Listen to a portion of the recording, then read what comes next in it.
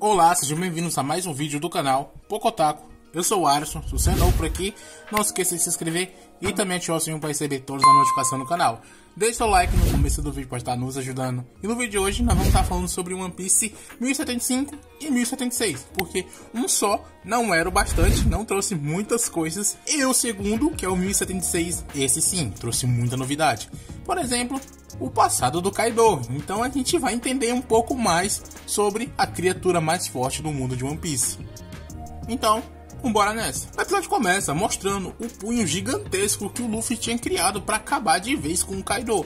E ele pede para o Momonosuke tirar o Onigashima da frente. O Momonosuke, ele fica assustado vendo aquela coisa gigantesca e ele não sabe o que fazer, ele não consegue mover a ilha. Já o Kaido, olhando aquilo, não é besta de ficar parado, ele também começa a se mexer. Ele cerca o seu próprio corpo com chamas, o que acaba queimando a mão do Luffy, porque o Luffy estava o tempo todo segurando ele ali pelo colarinho. E o Luffy acaba soltando ele. Então o Kaido começa com seu típico discurso, falando que 20 anos atrás o herói dessa nação morreu queimado, e desde esse tempo o país viveu sem lei. E com as chamas que o Kaido tinha criado, ele faz uma armadura de fogo, uma armadura de dragão, muitas e muitas vezes maior do que aquele seu corpo de dragão que já era gigantesco, agora tá enorme. E o objetivo dele é acabar de vez com o Luffy, queimando ele. E onde aquele corpo do Kaido tá tocando, acaba ficando incinerado, não é queimado, incinera no mesmo instante. Ele começa a atacar, mas o Luffy diz que não vai ser queimado, até porque ele aprendeu com o velho a dar um soco sem precisar tocar na coisa. E finalmente a disputa dos dois começam, ambos com seus ataques mais fortes, e a disputa de força é tão grande que tudo em volta acaba sendo afetado por isso. E as pessoas do castelo ficam sem entender o que era aquilo, o que estava acontecendo, o que era aquele tremor todo. Mas, olhando para cima, eles pensam que só pode ser o Luffy e começam a torcer por ele, torcer para que ele ganhe. E em meio disso é mostrado um pouco sobre tudo o que aconteceu em um ano, nesses últimos 20 anos que se passaram. Mas não é nada que a gente já não saiba, que já foi mostrado. Mesmo assim, eles criaram uma ambientalização para você se lembrar de tudo, de como o Orochi ele é um desgraçado. Tudo isso para que possamos ir até onde ele está, junto com a Hiyori. E o Orochi começa a falar que ela trabalhou até mesmo no Distrito dos Prazeres para poder se vingar dele, mas agora ele vai levar ela junto. O Orochi ele começa a se enrolar em volta da Hiyori, mas só de olhar pro rosto dela, ele se lembra do Oden falando para ele não subestimar os samurais, e ele fica com medo da Hiyori, mas o ódio que ele sente, o ódio dos Kurozumi é maior do que isso, e ele arranja coragem para atacar ela. Mas a Hiyori, ela nem sequer se mexe, ela fica apenas encarando o Orochi, e ela começa a falar: você é a lua que ignora o alvorecer, que seu propósito seja cumprido e leve 9 sombras para a noite ensolarada de 20 anos, para que então descubra o brilho do alvorecer.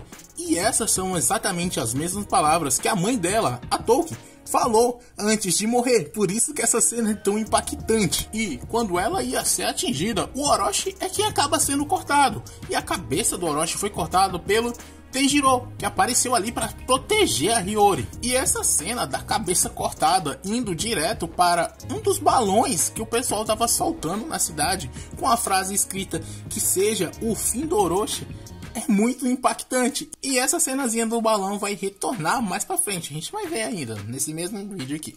Já o Momonosuke, que estava observando todo aquele embate, ele começa a pensar que não é capaz de mover Onigashima, mas as palavras de sua mãe vêm à sua cabeça, e ela diz que ele é capaz de fazer isso sim.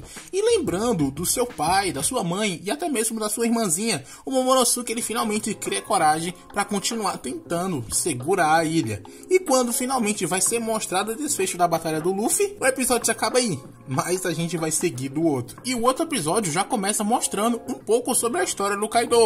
Ele que acredita que o valor das pessoas só é determinado na guerra, e assim ele conquistou tudo com a força dos seus punhos e se tornou um dos 4 Yonkous, e ninguém nesse mundo pode o derrotar. E nisso, volta um pouco mais no tempo, a 46 anos atrás, para ser mais exato, no Reino Vodka, que está constantemente em guerra porque as pessoas têm que pagar o tributo celestial, o Kaido acaba sendo preso pelo rei de lá, e ele seria entregue à marinha, com a promessa de que o reino teria um assento no Reverie. E é claro que o Kaido ele fica revoltado com isso, porque ele não aceita ser usado dessa forma, como uma simples moeda de troca, mas ele acaba sendo levado de todo jeito. Voltando para a disputa do Kaido, lá ele fala que o Luffy ele vai ser traído futuramente, porque ele é fraco. Já ele, Kaido, é muito forte, por isso que ele criou esse bando, para poder transformar o mundo em um completo caos.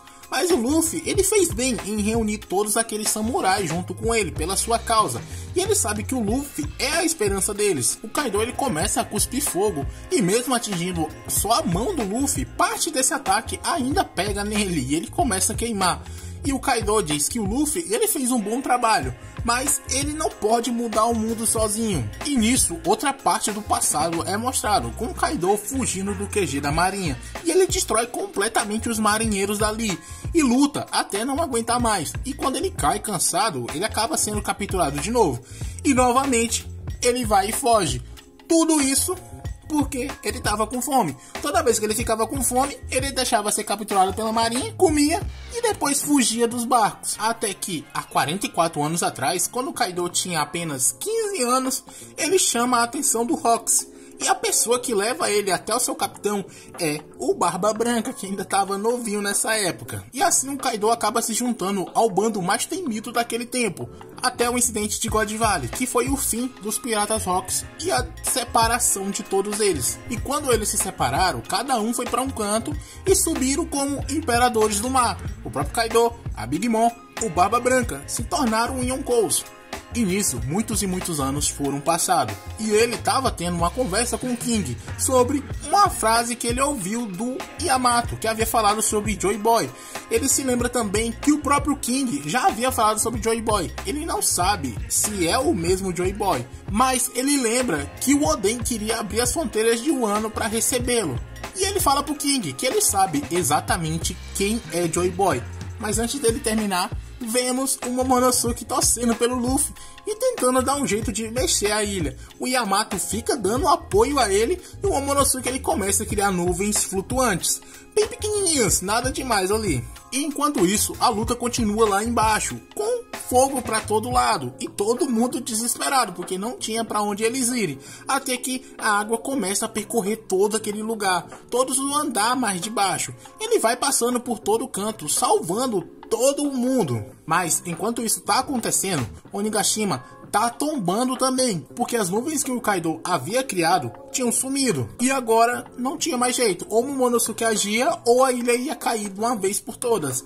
E depois de ter enrolado muito, o tanto que deu, finalmente ele consegue criar suas próprias nuvens e salva o Onigashima da sua queda. E voltando para a disputa dos dois, há uma discussão entre eles, xingamentos dos dois lados e provocações também. E depois de mais uma das lembranças do Luffy sobre a promessa que ele fez com a Tama, todos ali começam a torcer por ele, gritando mesmo. Literalmente todo mundo que estava dentro do castelo começam a torcer para ele ganhar. E enquanto o pessoal tá torcendo, o Momonosuke ele tá movendo o Onigashima ali do jeitinho dele mesmo, puxando. E enquanto ele tá atacando, tá metendo soco, o Luffy ele vai falando que vai criar um mundo onde os seus amigos possam comer à vontade. E depois de vários e vários dos seus ataques, um em seguida do outro, ele destrói aquele dragão de fogo e o seu último ataque acerta diretamente o Kaido. Em uma das cenas mais emocionantes dessa obra, não tem como não se emocionar, é só isso que eu tenho pra te falar. Desceu até uma lagrimazinha no canto do olho, não vou mentir, essa cena me emocionou muito. E você lembrar de tudo que aconteceu para chegar até ali, desses 20 anos que o pessoal de Wano passou sofrendo, sendo escravizado, de como essa luta tá predestinada desde Punk Hazard, que foi lá que começou tudo isso, lá onde o Luffy se encontrou com o Law e eles criaram o seu plano de derrubar um Yonkou. Então, é algo muito duradouro, algo para se emocionar mesmo, porque finalmente um Yonkou caiu, mais um deles no caso, porque a Big Mom já foi mais cedo. E é sério, essa sensação é só pra quem é fã de One Piece. Eu tenho pena de quem não assiste isso por causa dos muitos episódios que tem. Pelo amor de Deus. A pessoa que não assiste One Piece em pleno 2023, ano da tecnologia, meu Deus do céu, não dá certo. Mas, voltando pro finalzinho do episódio, e enquanto tá caindo, o Kaido vai lembrando do resto da conversa que ele teve com o King, que é mostrado ele falando que sabe quem é Joy Boy, e Joy Boy é aquele que vai o derrotar.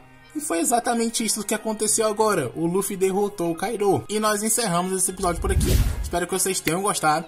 Tem muito mais coisa para acontecer nesse arcozinho de um ano. Esse final, né? Porque o Boys já foi derrotado. Espero que vocês tenham gostado. Comentem o que você achou. Deixe seu like. Isso é muito importante. Senão o Kaido vai te pegar. Não do jeito bom.